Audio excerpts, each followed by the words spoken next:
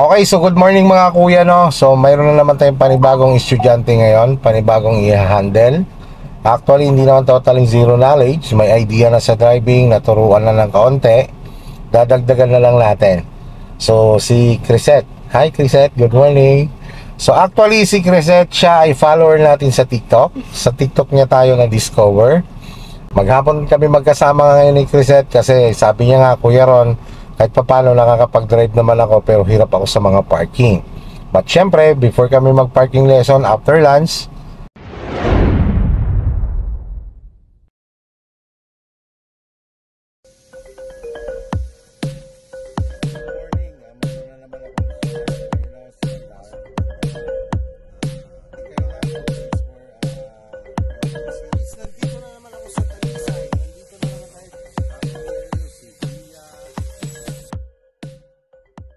ready na ikaw, Nay? Okay, sige ganito. Bago tayo mag-move, refresh muna tayo. Okay, signal ikaw sa left. Signal ikaw sa right. Yan. Okay. Ganito, Nay. Ang magiging movement natin, full turn tayo, no?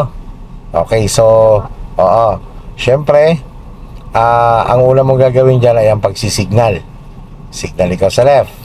And then, observe sa likod sa pamamagitan ng rear mirror. And then, bilangin mo yung line ng kalsada, ha? Tama lang. Bilangin mo, 1, 2, 3, 4, 5, 6. So, ibig sabihin, 6 na lane. So, hatiin mo, tagtatatlo. Dahil tayo ay magpo-full turn, dapat papatak tayo from dito. Bilangin mo yung pang-apat dapat ang papatakan natin. Pag-iikot ka na. Kumbaga, pag harap mo doon, kailangan sa pang-apat ka nakapwesto.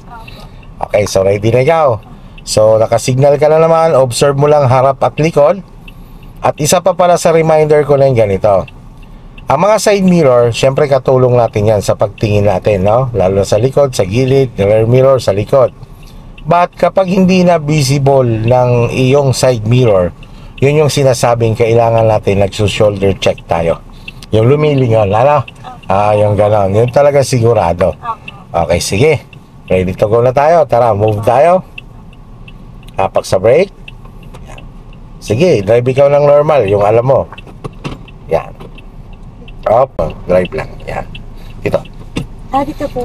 So, tapos tingnan mo rin ang likod mo, no? Wala.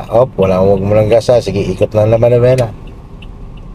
Sige, ikot. Sige, tuloy-tuloy hanggang ma-full turn mo siya. Sige, full turn mo na yung manibela. Yan. Tapos balik. 1 and 2. Tapos lagay mo dyan. Yan. Saka ka ngayon nagagas. Tapos dyan sa paggagas, ano? Alalay lang talaga. So, sa unang ikot natin, okay naman. So,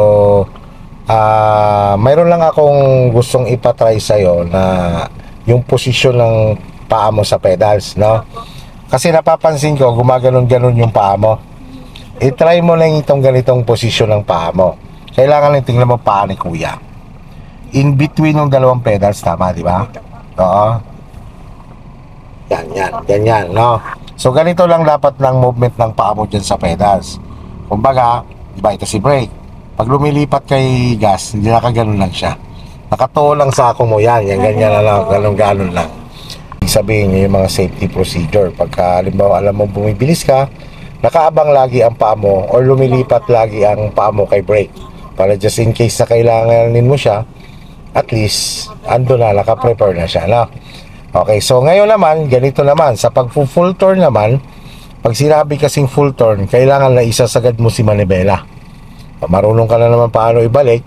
So kanina, syempre unang takbo lang natin, medyo na-confuse ka lang dun sa pag-ikot ng manibela, no? Pero kailangan kasi tulad ng sabi ko nga sa'yo, kapag magpo-full turn ka, dahil full turn siya, kailangan sagad ang manipela. Okay, no? Tapos kontrolado na yung habang umiikot ka, katulad ditong sitwasyon ng kalsada na to, medyo panlusong siya. Ito yung tipong inaalalay-alalayan mo muna ng brake habang ikaw ay paikot. Pagka nakadiretso ka na, tuwid na manibela mo, yun, diyo ka lang ngayon gradually magagas na. Na ma-reach mo ngayon yung 40 km per hour na limit natin sa pag-speed dito. Sana, yan. Ngayon, signal na ikaw kasi intention nating mag-U-turn. Doon pa ulit. Pero tingnan mo, mayroong sasakyan dito ha. Yan, kita mo, hindi visible ng side mirror mo yan, di ba? Yan yung mga pagkakataon na nililingon siya. Yan. Kasi siya halos pumantay na sa atin, kaya hindi na siya kita ng side mirror mo. Yan, ganyan lang, huwag ka mainip, antay mo maging clear bago tayo mag-move. And then, huwag mo kalimutan na dahil tayo ay tumigil, pinalagay ko sa'yo sa neutral. Okay, so pag mag-move na tayo, huwag mo kalimutan na ilalagay siya sa drive. Kapag po nag-neutral, kailangan po talagang ibaba yung... Yes, ganito kasi yan. So ito, marami na naman tayo explanation dito. Si neutral kasi na hindi siya naka-engage sa gear. So halimbawa, example na lang, napa-stop ka sa traffic light, 'di ba? Nilalagay natin siya sa neutral. So, 'di ba, ang una naman natin ginagawa talaga, hino-hold natin si brake para tumigil, 'di ba? And then lagay natin sa neutral dahil matagal pa yung timer. Wag kang bibitaw kay brake nang hindi ka naka-handbrake. Bakit? Kasi nga lang ang kalsada natin hindi siya consistent na pantay. Baka mamaya yung kalsada nakaganyan pala, pag bitaw mo lang ng brake, naka-neutral, dadaos-os yun. Ano? Kaya suportahan mo lang handbrake. So, bali, bago ko po siya i-ano dito, 100 po muna. Yes, basta katulad. Oo, katulad niyan. Halimbawa na, sige, release mo to. Release mo, lagay mo sa drive. Halimbawa, sige, move mo lang. Halimbawa, galing kang takbo, yan. Tapos tumigil ka. Nilagay mo ngayon sa neutral. Lagay mo sa neutral. Kaya mo, natakbo siya, di ba? Kaya pagka ganon, kailangan mag-handbrake ka muna kung bibitaw ka sa brake. Ngayon naman, kapag naman i-release mo naman si handbrake, kailangan nakapress ka na kay brake. Yan, okay? Sige. Yan, control. Yan, ganyan, kontrolado mo ang sasakyan mo. Very good yan. Full turn mo siya. Sige, full turn. Hindi pa siya naka-full turn. Yan. Para talaga kasing makapunta siya dun sa lane na gusto mo. Yan. 1 and 2. Yan. Saka ka ngayon gradual magagas. Gas control ka ngayon dyan. Doon lang ulit tayo na sa dulo, no? Kasi, Mga 2 ikot pa tayo. Kasi ang purpose natin dyan, pinapa-absorb ko muna siyempre si sasakyan sa'yo. Kasi ibang sasakyan ito eh, no? Okay ka naman sa alignment ng sasakyan mo sa lane mo. After nyan, magre-reverse lang tayo sandali. Titingnan ko lang kung hindi ka ba nalilito kapag umaatras. And then after nun, tuturuan kita ng 3-point maneuvering dito. And then punta tayo Mountain Rock. Ano? doon pa ako medyo nalente. Alin? Pa-atras ko. Ayun, so mamaya gagawin natin yon mga 2 kilometers na reverse. Sige daw eh. Ito na yung isang paalala sa iyo, ano, na siyempre darating ka naman talaga sa point na magiging sanay ka na sa pagmamaneho. Ibig sabihin, through your experience, magiging basic na sa iyo lahat. Pero take note, ang wag na wag mong kakalimutan lagi sa pagdadrive, yung pagiging isang maingat. No, halimbawa, lalo na ganyan, pag umiikot ka, wag mong magiging practice na talawan mo lang na clear ang likod mo, na nasipatan mo lang ang rear mirror mo, biglang ang gagawin mo na hindi ka sisignal, basta ka na lang umikot. Yan, no? Kaya ang ginagawa ng isang maingat na driver, natigil mo na. Talagang sinisigurado ang paligid o ang mga parating na talagang wala. Lagi mong i-consider yung sinasabing blind spot. Ha? Yun yung blind spot, yung mga hindi nakikita sa side mirror natin. Yon. Itong lahat ng sinasabi ni Kuya Ron mo na yung sa'yo, yan ay para sa'yo. Yan ay madadala mo yan habang buhay. Ha? Kasi si Kuya Ron mo, napaka-willing natin sa defensive. Kasi dating executive driver si Kuya mo, syempre, lahat ng aking mga natutunan as a defensive driver, yan yung aking ibinibigay sa mga estudyante ko. Okay, so ganun lang. Sabi ko nga, ang isang driver hindi dapat naiinip, hindi nagmamadali. Yun, titigil ka muna, syempre. Sabi ko nga, i-consider mo lagi yung blind spot situation. Tigil ka muna, signal, double check talaga lagi. Lagi nating tatandaan na nagdadrive ka sa Pilipinas. So hindi ko na kailangan i-explain kung bakit, pero alam na natin yan. Okay, sige, tara, let's go. Minsan nga po nagiging kampante. Yan, yung nagiging kampante kasi nga akala wala, pagulat ka na lang, lumagabag na yung gilid mo, yung mga ganun ba? Kaya dapat talaga double check talaga lagi. Ako nga lang, sa tagal ko ng driver, talaga kung mag-check ako ng paligid ko. Kasi nga iniisip ko lagi ninyo, alam mo ba yung mga irresponsible sa kalsada? Yun yung ating pinaghahandaan kasi. Hindi naman sa sarili natin, alam natin nag-iingat tayo eh. Ay ang problema yung mga kasabayan natin, di ba? Minsan nakasignal ka na, hindi pa rin nila iniintindi. Dumidiretso pa rin. Malayo pa lang nakasignal ka na. Di ba? Alam mo ba yun? Yun talaga lagi kong nire-remind sa mga estudyante ko. Yan, tulad yan, maging mapagbigay lang. Walang problema. Kung tayo ang nasa priority, nagpupumilit silang mauna, paunahin mo. Sabi ko nga lang dito, sa kalsada, kapag nagdadrive ka na, hindi lang ang mga emergency vehicle ang paunahin mo. Lagi mong i-consider na lahat ng nagmamadali. Lahat ng gustong umuna sa'yo, paunahin mo na. Oo. Dahil mahirap doon makipagsabayan ka sa mga yan eh. Sila, hindi nila naiisip yung sitwasyon na po pwedeng mangyari. Ay ikaw naman, talagang kaya ka naman nagdadrive dahil may purpose ka naman dito. Hindi naman para makipagkumpetensya sa kanila, di ba? Huwag ka maririndi sa boses ni kuya mo, kadaldala ni kuya mo, ganun talaga si kuya mo. At talagang ako'y hindi malalawang nagre-remind sa aking mga nagiging estudyante. Nagiging tatak sa inyo yan, sa mga nagiging estudyante ko. Yung paulit-ulit kong mga paalala talaga. Kailangan talaga, lahat. Yes.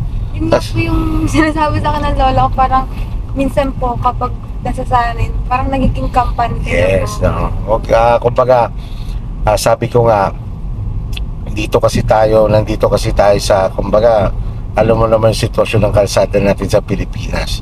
Kaya ang isang driver o nagmamaneho dito sa Pilipinas, importante dito na yung alertness, yung concentration, yung focus, no? Presence of mind. Kasi nga, isang pagkakamali mo lang dito, isang hidlap lang, magulat ka na lang, may motor na pala dyan sa harapan mo, sa gilid mo, yun. Okay lang, doon lang din tayo ulit na tatabi. Yan, nakita ko naman sa'yo, pag ikaw ay natabi, nagsisignal ka naman, natingin ka naman, yan. Mga importanteng ginagawa ng isang maingat na driver. Ang mga gawain ng isang driver na naglilipat ng linya or titigil sa isang tabi. Siyempre, ang una mong ginagawa dyan, ang plano. Pinaplano mo kung saan ka lilipat, saan ka tatabi. Pag nakapagplano ka na, siyempre, tinitingnan mo yung plano, ginawa mong plano.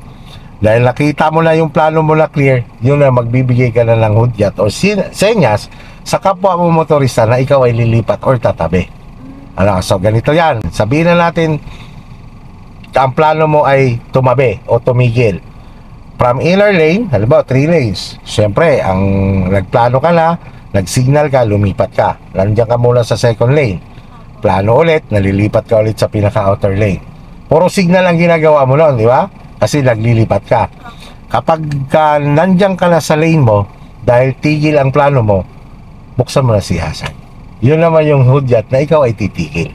Ibig sabihin, kapag nag-hazard ka, pag naintindihan ng kapwa mo motorista, ay naka-hazard, titigil ito. Pag sa naglilipat, yun, ginagamit ang pagsisignal. Sinisignal lang, di ba? Pag alam mo, intention mong tumabi, kailangan kasi malayo pa lang or nandun ka pa lang nakalipat ka na dun sa pinaka-outer lane at plano mong tumigil, nagmumove pa ang sasakyan mo, nagbigay ka na ng hazard. Alam na nila ay katulad ko, pag nag-hazard mo, nasa unahan kita, kitang tumatabi ka tapos biglang nag-hazard ka, ang pagkaintindi ko nun, titigil ka. Yun yung mga safe, mga karagdagan sa mga defensive driving technique. Okay, so na ganito, tayo ay magre-reverse. So sa pagre-reverse, sabi mo nga, nalilito ka ba dito? Kapag gusto mong pumunta sa kanan din ang kabig ng manibela. Halimbawa, pag sinabi kong 1/4 sa kanan, 1/4. Pag sinabi kong balik sa gitna, gitna. So, kaya mo siya winawan po. Halimbawa, maluwag yung kanan mo. Ngayon, kinabig mo siya ngayon ng 1/4. Di siyempre, magpo-position siya ngayon sa kanan. Tutumbukin niya yung kanan, di ba? Pagkakita mo tinutumbok niya na yung kanan, ang gagawin mo naman doon, balik mo sa normal. So, ngayon, nabalik mo sa normal, nakaganyan. Ngayon, nakatagilid siya. Para naman tumuwid siya, 1/4 ka naman sa kaliwa. Para naman pumantay siya. Pagpakanan po, ganun po yung Yes. Tapos, pag halimbawa parehas na naman ang spacing mo or parehas mo lang nakikita ng diretso ang tagiliran mo, diretso lang din ang manibela. No? So, habang umatras ka, dahil ito naman brake control lang, ang katulong mo dyan, syempre, yung dalawa mong side mirror, left and right. Ito naman, tinitingnan mo kung yung gitna ay baka may sasakyan na ano. So, yun lang, ang goal mo lang dyan, hindi ka, para ka nagdadrive ng paula, na hindi ka nawawala sa linya mo. So, kaya mo naman, halimbawa lang, kaya naman natin sinasabi, halimbawa, kinabig mo lang 1/4 sa kanan, kakanan siya. Kaya naman natin kailangan pag nag-position o nag-direction na siya sa kanan, kailangan maibalik sa gitna. Kasi nga, na ang likod mo ay pumupunta sa kanan, pero ang harapan mo pumapalo sa kaliwa. Kaya natin siya binabalik sa gitna para hindi pumalo sa kaliwa. I mean, para hindi mahulog yung unahan mo sa kaliwa. Okay, Neng, atras tayo. Tapos Neng, ito pala, huwag kang makakalimot kapag nagre-reverse, lalo-lalo na kapag umaga, ay ang mag-hazard. Yan. Sige, lagay sa reverse. Tapos brake control lang, no? Walang accelerator. Si handbrake, paki-release. Angat ng konti, yan. Tapos atras lang, tingin lang, left and right. Wala dyan, diretso lang, di ba? Diretso lang din ang manibela. Katulad nyo, kabigan mo lang 1/4 sa kanan. Si 1/4, tingnan mo ha, tingnan mo. Diretso mo manibela. Yan, atras. Yan. Pagka naman kumain sa kaliwa, pag dumiretso, balik sa normal. Yan, yan lang ang mag-atras. Okay na, so ganito no. Ikaw ay magpo-full turn tayo dyan. Gagawin natin yung 3-point maneuvering. So ito pa rin, kakaliwa ka dyan, full turn, full left, no? Kailangan kontrolado mo sa sakyan mo. Pero dapat nauuna na ma-full turn mo ang manibela mo. Okay, pag sinabi kong stop, stop. Pagka stop mo naman lang, lagay mo si hazard, lagay si reverse. Aatras ka naman, habang umaatras, dinadala mo naman ang manibela mo opposite side, papuntang right, hanggang may sagad mo rin. Okay, sige. Move ka, pakaliwa. Sabay ikot ng manibela. Yan, kontrolado sakyan na. Yan. Sige, antayin mo lang na ilang. Okay, stop. Up, up. Teka. Lagay mo muna si hazard. Hazard, lagay mo muna si reverse. Si reverse muna. Yan. Kontrolin mo ngayon ang galaw mo hanggang madala mo naman ang manibela mo papuntang sagad sa... Hindi po agad siya eh. Oo, kasi kumbaga, huwag mo muna kaagad siya ibabalik. Ang inuuna dyan, si hazard, si gear position. Bago, syempre, kay manibela ka na lang nakapokus ngayon. Dahil nakaset na siya lahat eh. Okay, sige. Kontrolado, tapos tuloy-tuloy manibela. Hanggang may sagad mo naman papuntang right. Sige, tuloy-tuloy si manibela. Sige, control si sakyan, control. Tuloy-tuloy si manibela. Kailangan mas mabilis to. Okay, sige, tuloy-tuloy si manibela. Yan, tuloy-tuloy. Yan, sige, hanggang may sagad mo. Okay, stop. Stop. Tingnan mo lang, nakikita mo na yung gilid ng kalsada, di ba? So, pwede na. Patay mo naman si hazard. Lagay si drive. O, gumagalaw, tuloy-tuloy naman papunta ron. Yan. Kontrolado sa sakyan, di ba? Yan. Dire-diretso rin. Oo, dire-diretso din yung manubela. 1 and 2. Gets mo siya? Okay. Okay lang, so ganito, nandito na tayo sa Mountain Rock, ano. Dito naman yung limited space tayo. Ang ating purpose lang dito, para lang ma-experience mo muna mag-drive sa makipot na kalsada bago tayo mag-actual mamaya sa barangay road. So dito na ang diskarte lang dito, syempre more on brake control lang tayo, lalo-lalo na kapag ikaw ay lumiliko. Pero pag halimbawa nakatuwid ka na ulit, pwede ka naman mag-gas ng konti. Tapos pag kalilikaw, yun, katulad ng parang ka lang nagpo-full turn kanina, paano mo siya kinokontrol, ano? Sige, tara. Pagdating sa dulo na yung kanan, dire-diretso lang yan hanggang likod, ikot lang tayo. So more on kwan lang tayo, more on pakanan lang, more on pa right lang tayo, no? So after naman natin makuha yung reference pag kumakanan, ang atin namang susunod ay yung pakaliwa naman. Okay.